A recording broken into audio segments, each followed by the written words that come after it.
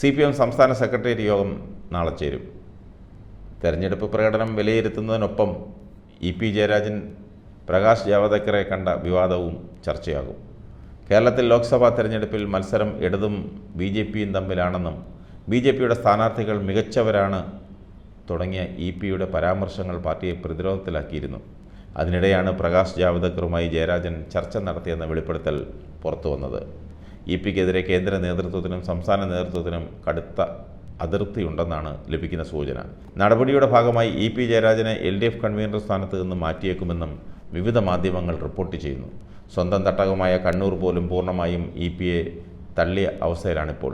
വിഭാഗീയത കത്തി നിന്ന കാലത്തടക്കം പാർട്ടി നേതൃത്വത്തിൻ്റെ നീക്കങ്ങൾക്ക് ചുക്കാൻ പിടിച്ച EP ജയരാജനെതിരെ മുഖ്യമന്ത്രിയുടെ അഭിപ്രായത്തെ സമ്പൂർണ്ണമായി പിന്തുണയ്ക്കുകയാണ് കണ്ണൂർ ഘടകവും.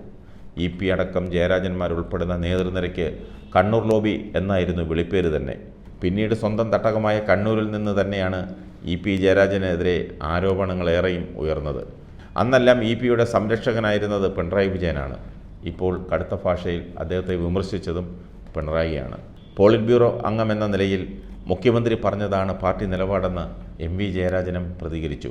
മുഖ്യമന്ത്രി പറഞ്ഞത് പാർട്ടി നേതൃത്വം പറയുന്നതായാണ് കണക്കാക്കുന്നതെന്നും അദ്ദേഹം എല്ലാ വശങ്ങളും നോക്കി പറഞ്ഞതാണെന്നും അതിൽ നിന്ന് ഒരു വാചകവും മാറ്റാനില്ലെന്നുമാണ് MV ജയരാജൻ മാധ്യമങ്ങളോട് വ്യക്തമാക്കിയത്.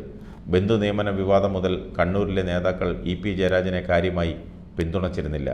ആയുർവേദ റിസോർട്ടിൻ്റെ മറവിൽ EP ജയരാജൻ അനധികൃത സ്വത്ത് സമ്പാദിച്ചെന്ന ആരോപണം CPM സംസ്ഥാന സമിതിയിൽ P ജയരാജൻ ഉന്നയിച്ചതും നേതാക്കൾ ശരിവെച്ചതും EP ജയരാജന് തിരിച്ചടിയായിരുന്നു.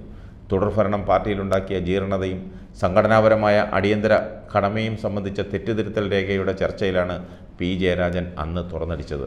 പാർട്ടി അന്വേഷിച്ച ഈ ആരോപണത്തിൽ നടപടി ഉണ്ടാവാതിരുന്നത് പുതിയ വിവാദത്തിൻ്റെ പശ്ചാത്തലത്തിൽ ചർച്ചയായിട്ടുണ്ട്. വ്യക്തിപൂജ വിവാദത്തിൽ P ജയരാജനെതിരെ നടപടിക്ക് തിടുക്കം കാട്ടിയ പാർട്ടിക്ക് EPയോട് മൃതസമീപനമാണെന്ന മുറുമുറുപ്പ് P ജയരാജനെ പിന്തുണയ്ക്കുന്നവർക്കുണ്ടായിരുന്നു. അതേസമയം BJP നേതാവ് വീട്ടിലെത്തി തന്നെ കണ്ടത് പാർട്ടിയെ അറിയിക്കാത്തത് തെറ്റായി കണക്കാക്കിയുള്ള നടപടി EPയും പ്രതീക്ഷിക്കുന്നുണ്ട്.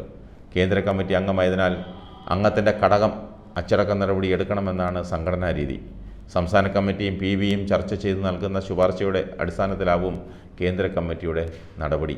ഏതായാലും നാളെ ചേരുന്ന സംസ്ഥാന സെക്രട്ടേറിയറ്റിൽ തെരഞ്ഞെടുപ്പ് അവലോകനമാണ് മുഖ്യ അജണ്ടയെങ്കിലും EP ജയരാജനുമായി ബന്ധപ്പെട്ട വിവാദം ചർച്ചയാകുമെന്ന് ഉറപ്പാണ്.